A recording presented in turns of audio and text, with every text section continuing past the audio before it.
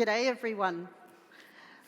Today I'm going to talk about the power of books and information and the impact they have on hundreds of millions of people around the world who are blind or have a print disability. We witnessed a remarkable thing in Marrakesh, Morocco in 2013. A treaty was agreed to which has become known as the Miracle of Marrakesh. Just as remarkable to me as someone who did not like books as a young person was how I found myself to view this treaty as so important for hundreds of millions of people, and how I found myself a leader of the World Blind Union campaign to have this treaty agreed to. I was born in Queensland, Australia, one of 5 children. When I was 6 weeks old, my parents discovered I was blind. At that time in my country, the practice was to place blind children in a school for the blind at a very young age, because it was believed then that they were best able to prepare us for life. So, from the age of 4 to 14, I would only come home on weekends and school holidays. I did learn to read and write Braille, learned how to use a white cane to move about. I learnt many skills and I made lots of friends. However, at that time, I just wanted to live at home with my family. And when I would go home on the weekends, I remember my younger sister, she just read books all the time, and I would say, "Stop reading." Sometimes I was lucky she read to me. At my school, we had lots of Braille books. I soon discovered there wasn't many, because each book was made up of a large number of heavy Braille volumes.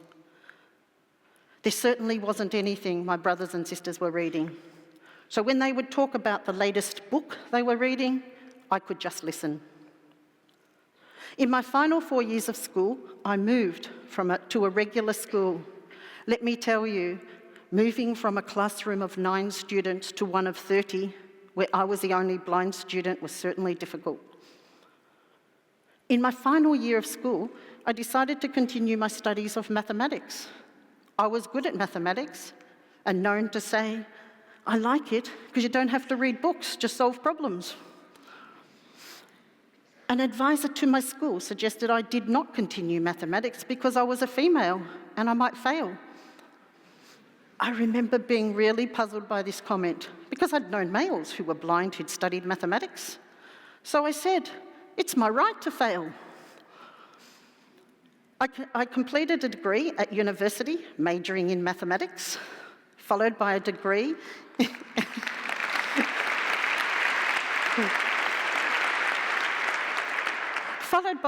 in information technology. After some attempts to get my textbooks in a form I could read, like Braille or audio, I gave up. I settled for my examination papers in Braille and established a network of people to read to me from amongst my classmates. This was particularly important in mathematics because much of what was written on the board was not spoken. Little did I know that one of those who read to me at that time would later be my husband, and here we are 30 years later and we're still married.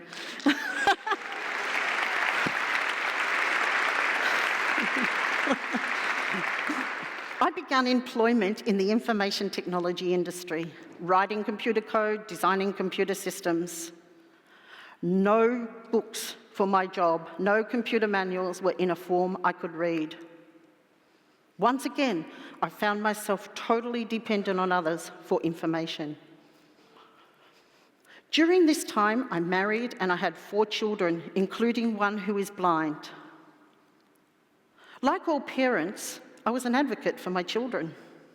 But in addition, I found myself connecting parents of blind children with each other, sharing information with these parents on services and supports for families and children with disabilities, but most of all, taking the time to talk to parents, assuring them there was nothing in life their child who was blind could not do. In thinking back, this is when I stopped proving to myself that I could do everything my sighted friends could do, to using my skills and experience to help my son, my other people. When my oldest son, Mitchell, was 4 years old, and my other two sons, Lachlan, 2 years old, and Callum, 3 months, our family relocated to Madison, Wisconsin in the United States for my husband's work. We knew no one. And for me, living in a city where it snowed and the cars ran on the wrong side of the road, I found myself facing a new challenge every day. Many people would prepare to go and live in a new city by reading travel books, tour guides, transportation information. At this time, none of this information was in a format I could read.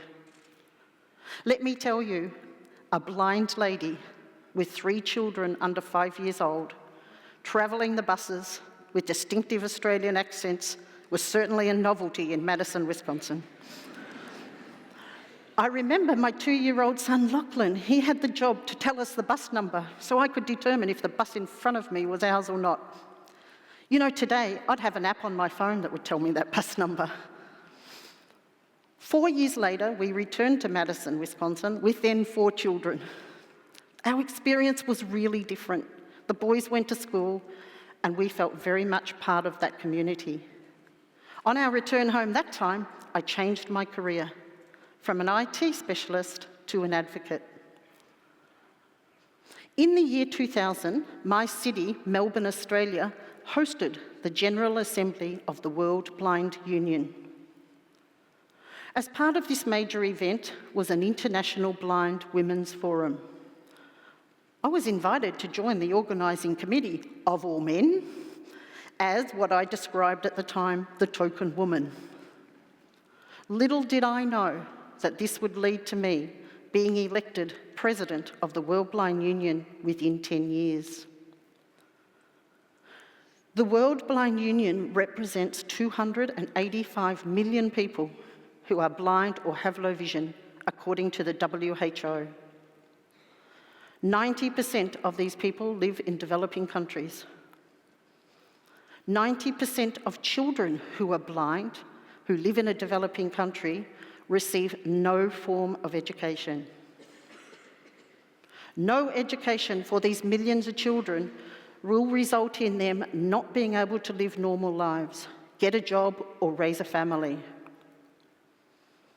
Even in the most developed countries in the world, unemployment of blind people is around 70%, rising to over 90% in developing countries. Access to information, to books, to websites is a major barrier for us as blind people in participating in our communities.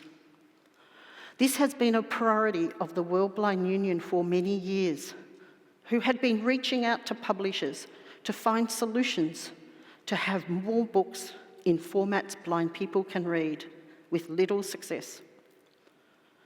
Even today, 93% of books published every year are not published in a format like Braille, audio, or large print that blind and print-disabled people can read. And if we live in a developing country, this figure is 99%. So sometimes people say to me, Maryanne, there's millions of ebooks around, so what are you talking about? Why is this a problem? There are. However, the majority of those books are created in formats blind people cannot read. The devices to read them on are costly and difficult to use for blind people, mostly because they're menu-driven.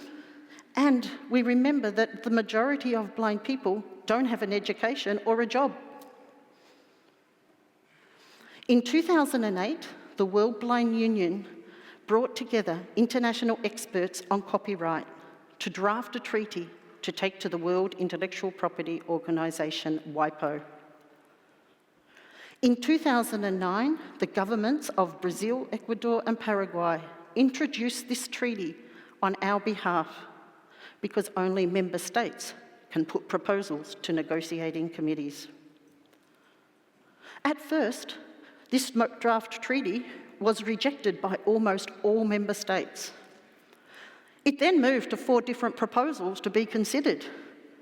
with the European Union and the United States strongly opposing a treaty as a solution, instead proposing non-binding solutions. But the World Blind Union was adamant that nothing less than a legally binding treaty would not solve the problem, and it would be another generation before we would see a treaty proposal discussed again. As the representatives of the blind and print disability community throughout the negotiations, we had our non-negotiable issues. We stayed firm on these, with support from some civil society organisations. You know, we would be told, if you don't give up some or all of these non-negotiable issues, you will not get a treaty. We said a bad treaty could be worse than no treaty at all. On the 27th of June 2013, in Marrakesh, Morocco, 186 member states of WIPO adopted a treaty to facilitate access to information for persons who are blind, visually impaired, or otherwise print disabled. The miracle of Marrakesh.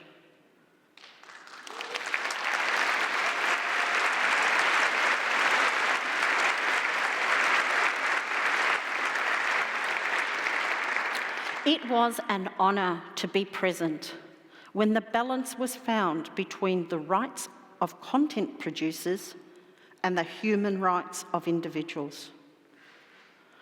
So what does this mean?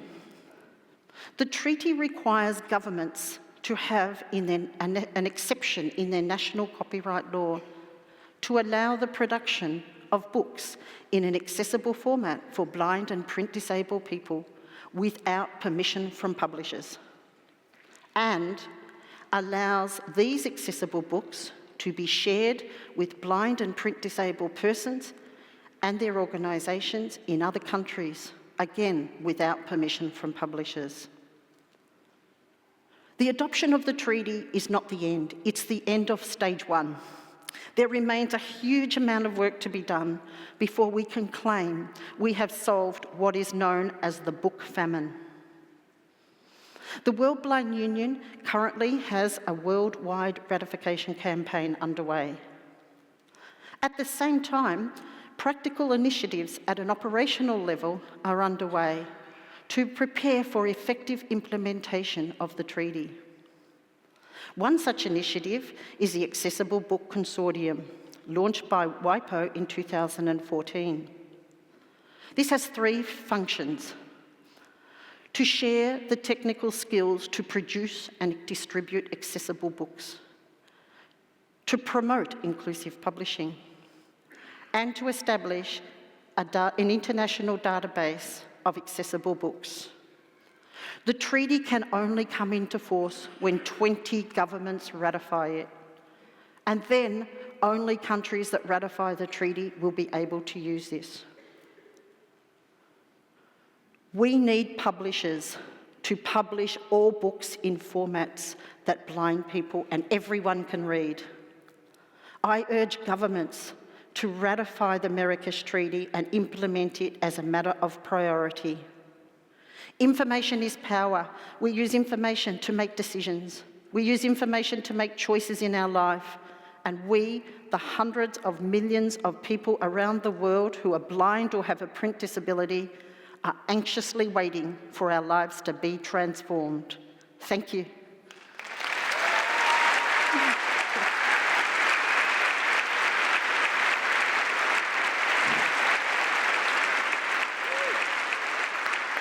Thank you. Bravo!